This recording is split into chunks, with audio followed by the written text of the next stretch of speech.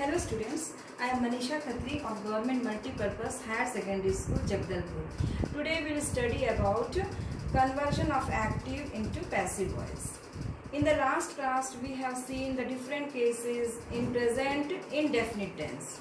Today we will see in present continuous tense. जैसे कि आप लोगों को पहले मैं बता चुकी हूँ कि what is passive voice. Passive voice क्या होता है जिसमें काम होना ज़्यादा इम्पोर्टेंट रहता है, और एक्टिव वॉइस क्या होता है जिसमें काम करने वाला, the subject is more important, and in passive voice the object is more important, the work done is more important. हम अपने डे टू डे लाइफ में बहुत सारा पैसिव वॉइस बोलते हैं लेकिन हम ध्यान नहीं देते हैं.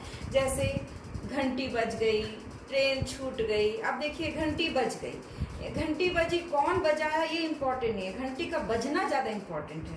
ट्रेन छूट गई तो ट्रेन का छूटना.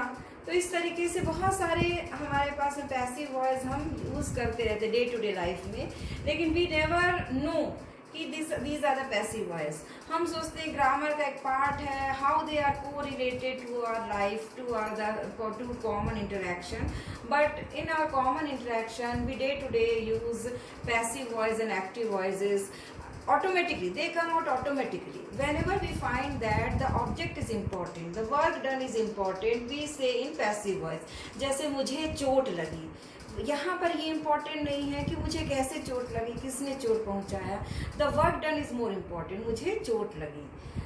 खाना खाया गया, तो खाना खाया गया किसके द्वारा खाया गया वो इम्पोर्टेंट नहीं है, खाना बस खाया गया. तो in day to day activities also we use so many passive voices, but the students they use it as a part of grammar.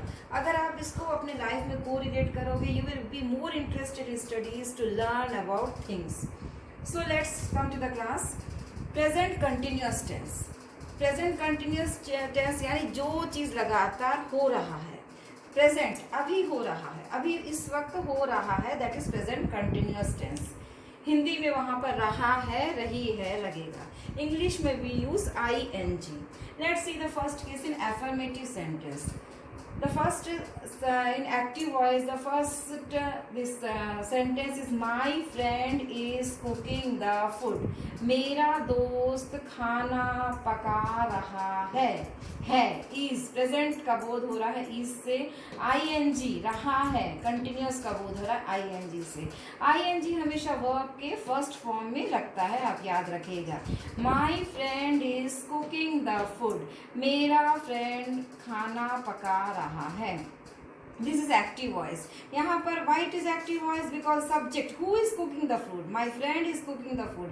ये ज़्यादा इंपॉर्टेंट है. सब्जेक्ट my friend, मेरा फ्रेंड खाना पका रहा है. When we'll convert this into a passive voice, object will become subject. The food object will become subject, new subject, and the subject will become object, my friend. अब देखिए verb का क्या होगा, is, क्योंकि ये एक्टिव में भी present tense में है तो पैसिव में भी this should be present tense. Continuous में है तो पैसिव में भी कंटिन्यूअस में होगा. तो इज का इज रहेगा बिकॉज इट इज सिंगुलर, है ना. हमको इज का आर भी हो सकता है. We will use present the helping verb present indefinite tense by seeing the new subject. नए सब्जेक्ट के अनुसार ये हेल्पिंग वर्ब बनेगा, ना कि पुराने सब्जेक्ट के अनुसार. This should be kept in mind, है ना. यहाँ नया सब्जेक्ट भी सिंगुलर है इसलिए इज आया. अगर यहाँ नया सब्जेक्ट प्लूरल होता तो आर आता, है ना. You should rewind this one. The food is ING के बदले being cooked by my friend. The food object will become subject, helping verb, cooking continuous में है तो यहाँ पर बीइंग. और आप याद रखिएगा पैसिव वॉइस में हमेशा वर्ब का थर्ड फॉर्म लगता है. पिछले क्लास में मैंने आपको बताया ना, पैसिव वॉइस में हमेशा वर्ब का थर्ड फॉर्म. आप स्टूडेंट्स लोग को मैं बता दूंगी, जितने भी you have to you want to learn English, we want to develop good communication skill in English, writing skill in English, तो आपको सेंटेंसेस लिखना आना चाहिए. To write the sentences you should know the 3 forms of verb. These are very important. आपको 3 forms of verb हमेशा याद रखने हैं. तो परफेक्ट टेंस में और पैसिव वॉइस में ही वर्ब का थर्ड फॉर्म लगता है. द फूड इज ING के बदले being cooked by my friend. खाना मेरे दोस्त के द्वारा, बाई द्वारा पकाया जा रहा है। इज के लिए है ना, जा रहा, बीइंग है ना, कंटिन्यूअस होना चाहिए being. The food is being cooked by my friend, passive में। Next sentence will see you are teaching me, तुम मुझे पढ़ा रहे हो, बिकॉज इट इज यू के साथ में प्रेजेंट टेंस में हेल्पिंग वर्ब क्या आएगा, इज एम आर, तो यू के साथ में क्या है, are. You are teaching me, ING से हमको पता चल रहा है अभी हो रहा है, अभी पढ़ा रहे हो, कंटिन्यूअस टेंस इस वक्त हो रहा है। यू आर टीचिंग मी, तुम मुझे पढ़ा रहे हो, एक्टिव में। When we convert this into passive voice, object will become subject, me will become I। यहाँ पे देखिए मी लिखा है, तो मी का मी नहीं लिख देना है, जब ये सब्जेक्ट बनेगा तो सब्जेक्टिव केस ऑफ प्रोनाउन है ना, मी का देखिए आई है सब्जेक्टिव केस, तो आई बन जाएगा। I am being taught by you, I के साथ में हेल्पिंग वर्ब क्या लगता है, am. So the sentence structure for present continuous tense is in active voice it will follow the rules as per the format. Subject plus is, am, are as helping verb plus first form of verb plus ing plus object. ing से हमको पता चलता है कि continuous tense है, और is, am, are से पता चलेगा कि ये present tense है, present continuous tense है। So जब हम passive voice बनाएंगे तो object will become subject, object है ना, ऑब्जेक्ट विल बिकम सब्जेक्ट, यहाँ पर आ जाएगा plus is, am, are plus ING के बदले हम लगाएंगे being plus third form of verb which indicates passive voice, third form of verb plus by plus subject. Next is negative sentences. Negative, let's see the first example, she is not purchasing a house, वह एक घर खरीद नहीं रही है, ING continuous है, is तो present continuous. तो जब हम इसको पैसिव वॉइस बनाएंगे object will become subject, a house, is helping verb, house singular है, प्रेजेंट टेंस है, इज, एम, आर, तो इज आएगा। House is not being purchased by her, she का क्या बन जाएगा, हर, ऑब्जेक्टिव, देखिए ऑब्जेक्टिव केस हर, शी का हर, तो यहाँ पर शी का हर बन जाएगा।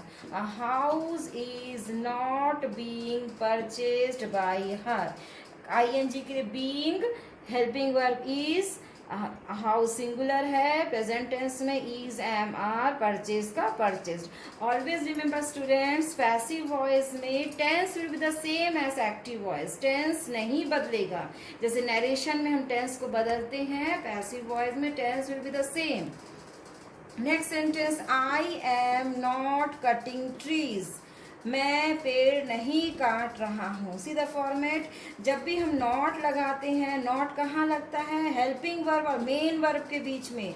बच्चे कहीं पे भी नॉट लगा देते हैं, आप याद रखना, जब हम अफर्मेटिव को नेगेटिव सेंटेंस में कन्वर्ट करते हैं, नॉट कहाँ लगता है, हेल्पिंग वर्ब और मेन वर्ब के बीच में।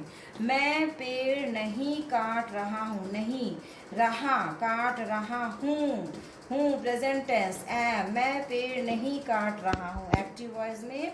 When will convert into passive voice, trees, अब ट्रीज देखिए ये प्लूरल है, एक ट्री नहीं, ट्रीज प्लूरल है, तो हेल्पिंग वर्ब क्या आएगा, आर, इज, एम, आर, तो प्लूरल में are. Trees are not, ING के लिए being, trees are not being cut by, I का क्या बन जाएगा, मी, आई का जो ऑब्जेक्टिव रूप है मी, आई का आई नहीं लिख देना है, हमको ये केसेस याद रखने, आई का क्या बन जाएगा ऑब्जेक्टिव में, मी। तो trees are not being cut by me, trees मेरे द्वारा काटे नहीं जाते हैं, पैसिव वॉइस में। हमेशा याद रखना, जो नया सब्जेक्ट है उसके अनुसार हेल्पिंग वर्ब रहेगा, पुराने सब्जेक्ट के अनुसार नहीं रहेगा। जैसे पुराना सब्जेक्ट आई था, तो आई के साथ आई सिंगुलर है, इज, एम, आर लगेगा, आई के साथ एम, तो ट्रीज नया ऑब्जेक्ट, नया जो हमारा सब्जेक्ट है वो क्या बन गया, ट्रीज, तो ट्रीज प्लूरल है तो ये आर लगेगा। सो द सेंटेंस स्ट्रक्चर क्या होगा, एक्टिव वॉइस में as per the format, subject plus is, am, are plus not plus first form of verb plus ING plus object, ING continuous, first form of verb present continuous. तो not से हमको पता चला कि ये negative sentences का है। Passive voice में क्या होगा, ऑब्जेक्ट सब्जेक्ट बन जाएगा, object plus is am are plus not plus continuous के लिए B E I N G being plus third form of verb. Passive में क्या होता है, वर्ब का third form plus by plus subject. ठीक है, अब next case will see interrogative sentences. प्रश्नवाचक वाक्यों में पैसिव वॉइस कैसे होता है। First sentence is are they plucking some flowers, क्या वे कुछ फूल प्लक कर रहे हैं, तोड़ रहे हैं, एक्टिव वॉइस। इंट्रोगेटिव सेंटेंस दो तरह के होते हैं, एक हेल्पिंग वर्ब से स्टार्ट होता है, एक WH वर्ड से स्टार्ट होने वाला। Here we will see about the helping verbs. Are they plucking some flowers, तो क्या वे कुछ फ्लावर्स प्लक कर रहे हैं। तो जब हम उसको पैसिव वॉइस करेंगे तो यहाँ object will become subject some flowers. Are some flowers being plucked by them, are some flowers being plucked by them. यहाँ पर प्लकर्स लिखा है, this is flowers. Are object क्या है, नया जो हमारा सब्जेक्ट बनेगा वो है flowers. Are some flowers being plucked by them, यहाँ पे देखिए object will become subject, some flowers बन गया, प्लकिंग का ING बीइंग, प्लक का वर्ब का थर्ड फॉर्म प्लक्ड, बाई दे का बन गया देम, और यहाँ पर आर। अब एक नया चीज आप देखिएगा, यहाँ पर तो आर का आर ही रह गया, लेकिन यू शुड रिमेम्बर जब हम एक्टिव से पैसिव वॉइस करते हैं तो ऑब्जेक्ट जो है एक्टिव का वो सब्जेक्ट बन जाता है, तो इस नए सब्जेक्ट के अनुसार हेल्पिंग वर्ब होगा। यहाँ पर क्योंकि ये प्लूरल है, प्रेजेंट कंटिन्यूस है, तो इसलिए प्रेजेंट टेंस में helping verb is am are लगता है, तो यहाँ प्लूरल है तो आर हम लिखे। यहाँ दे था तो प्लूरल के कारण आर था, तो यहाँ फ्लावर्स ये भी प्लूरल है इसलिए आर ही है। लेकिन अगर ये सिंगुलर होता, नया सब्जेक्ट के अनुसार ये helping verb it will be determine, निर्धारित होगा नया सब्जेक्ट क्या है। यहाँ पर प्लूरल ही है इसलिए वी आर राइटिंग आर। अगर ये सिंगुलर होता तो इज या एम आता। ठीक है, आर सम फ्लावर्स कंटिन्यूस के लिए ING के लिए बीइंग पैसिव है, प्लग का प्लग्ड, बाय देम दे का देम, दे का ऑब्जेक्टिव क्या बन जाएगा, देखिए दे का ऑब्जेक्टिव क्या है, them.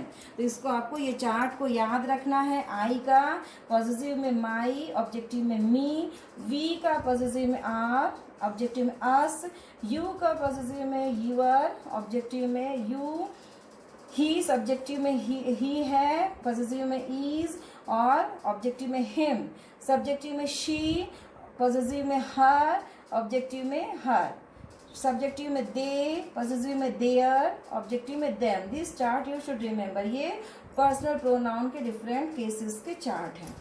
Next sentence is he flying A kite, क्या वह एक पतंग उड़ा रहा है।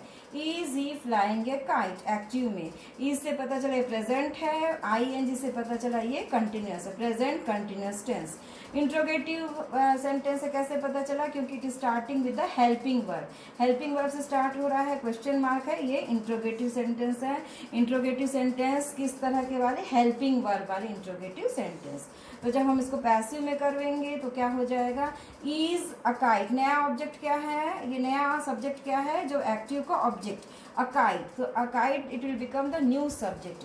तो न्यू सब्जेक्ट सिंगुलर है इसीलिए इज आया, क्योंकि हम प्रेजेंट टेंस में डील कर रहे हैं तो न्यू सब्जेक्ट काइट है तो इसलिए इज आएगा। प्लूरल काइट्स होता तो यहाँ पर आर होता। ऑलवेज रिमेम्बर एक्टिव का जो हेल्पिंग वर्ब है उसी को यहाँ नहीं लिख देना है, जो हमारा नया सब्जेक्ट है उसके अनुसार हेल्पिंग वर्ब को लिखना है। अ काइट सिंगुलर है तो इसलिए इज लिखे हैं, अगर प्लूरल होता काइट्स होता तो आर लिखते। इज अ काइट ING के लिए बीइंग और वर्ब का third form fly, flu, phloem, fly, flu, phloem. Is a kite being phloem by him, क्या उसके द्वारा एक काइट उड़ाया जा रहा है। तो ये याद रखना कि हमारा जो पैसिव वॉइस में न्यू सब्जेक्ट के अनुसार हमारा हेल्पिंग वर्ब निर्धारित होता है, इसमें कंफ्यूज नहीं होना। सेंटेंस स्ट्रक्चर क्या होगा एक्टिव का, is am are helping verb से स्टार्ट होने वाला, plus S subject plus first form of verb plus ING plus object. ING से पता चला कंटिन्यूस है, इज एम आर से पता चला हमको प्रेजेंट है, प्रेजेंट कंटिन्यूस है। हेल्पिंग वर्ब पहले आया, क्वेश्चन मार्क है मतलब इंट्रोगेटिव सेंटेंस और किस प्रकार का हेल्पिंग वर्ब वाला interrogative sentence. When we will convert into passive voice, is, am, are plus object, जो पुराना जो ऑब्जेक्ट था वो यहाँ सब्जेक्ट बन जाएगा, plus object plus BEING being continuous की वजह से, plus third form of verb plus by plus subject. ये हमारा सेंटेंस स्ट्रक्चर है. तो आप लोग का ये था. This was the class for today. You should always remember passive voice में we should not change the tense of the sentence. Active में जो टेंस उसका रहेगा the same will be the tense of the passive voice. Tense को आपको नहीं change करना है. प्रेजेंट है तो प्रेजेंट में ही रहेगा, कंटिन्यू इंडेफिनिट है तो it will be indefinite, continuous है तो कंटिन्यूअस में ही रहेगा. So this is all about today's class. Thank you. कितना फास्ट